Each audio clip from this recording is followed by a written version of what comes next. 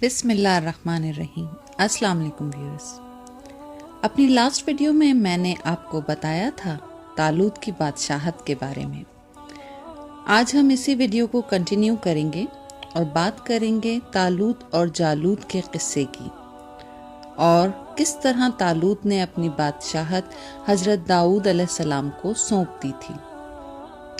لیکن اس سب سے پہلے میں اپنے ویورز سے گزارش کروں گی کہ میرے چینل کو سبسکرائب کریں اور میری لیٹسٹ اپلوڈز حاصل کرنے کے لیے ساتھ موجود بیل کے آئیکن کو پریس کر دیں۔ جی تو ویورز، اب آتے ہیں آج کے قصے کی طرف۔ تو جناب، قصہ کچھ یوں ہے کہ جب طالوت بنی اسرائیل کے بادشاہ بن گئے تو آپ نے بنی اسرائیل کو جہاد کے لیے تیار کیا اور ایک کافر بادشاہ جالوت سے جنگ کرنے کے لیے اپنی فوج کو لے کر میدان جنگ میں نکلے۔ جالوت بہت ہی طاقتور اور نہایت ہی قد آور بادشاہ تھا۔ وہ اپنے سر پر لوہے کی جو ٹوپی پہنتا تھا اس کا وزن 300 رطل تھا۔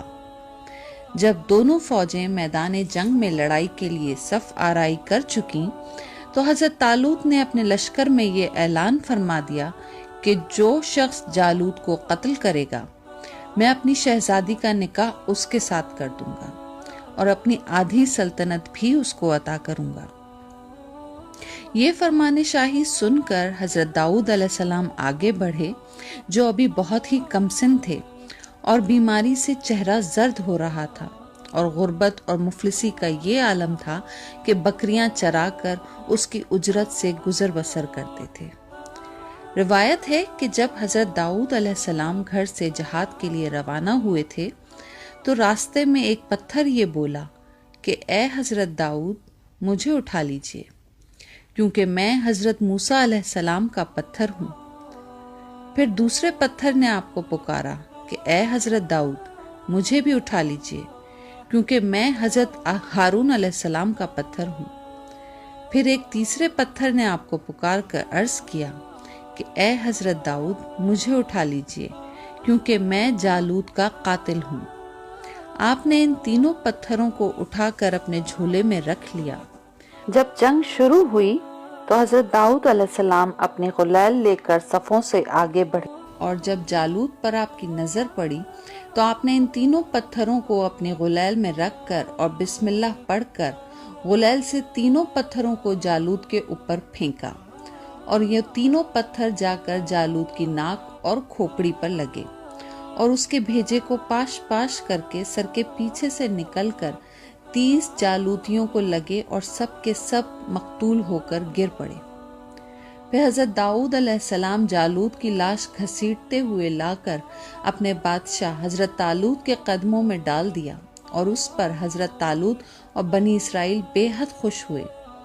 جالوت کے قتل ہو جانے سے اس کا لشکر بھاگ نکلا اور حضرت طالوت کی فتح مبین ہو گئی، اور اپنے اعلان کے مطابق حضرت طالوت نے حضرت داؤد علیہ السلام کے ساتھ اپنی لڑکی کا نکاح کر دیا اور اپنی آدھی سلطنت کا ان کو سلطان بنا دیا۔ پھر پورے 40 برس کے بعد حضرت طالوت بادشاہ کا انتقال ہو گیا تو حضرت داؤد علیہ السلام پوری سلطنت کے بادشاہ بن گئے، اور جب حضرت شموئیل علیہ السلام کی وفات ہو گئی تو اللہ تعالیٰ نے حضرت داؤد علیہ السلام کو سلطنت کے ساتھ ساتھ نبوت سے بھی سرفراز فرما دیا۔ آپ سے پہلے سلطنت اور نبوت دونوں اعزاز ایک ساتھ کسی کو کبھی نہیں ملا تھا۔